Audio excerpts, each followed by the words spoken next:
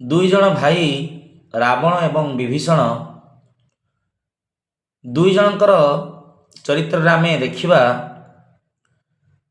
ରାମଚନ୍ଦ୍ର ମହାପ୍ରଭୁଙ୍କ ଶରଣରେ ବିଭୀଷଣ ଗଲେ, କିନ୍ତୁ ରାବଣ ଗଲେ ନାହିଁ ଏବଂ ଅନ୍ତତଃ ଗତ୍ୱା ବିଭୀଷଣ ଲଙ୍କାର ରାଜା ହେଲେ ଏବଂ ଲଙ୍କାଧିପତି ରାବଣ ବିନଷ୍ଟ ହେଲେ।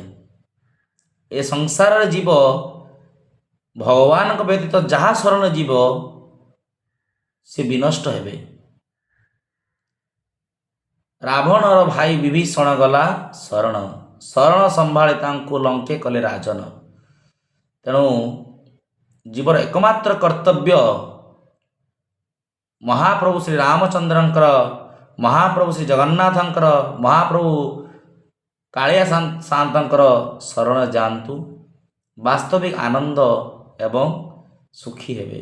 ଶ୍ରୀ ରାଧେ।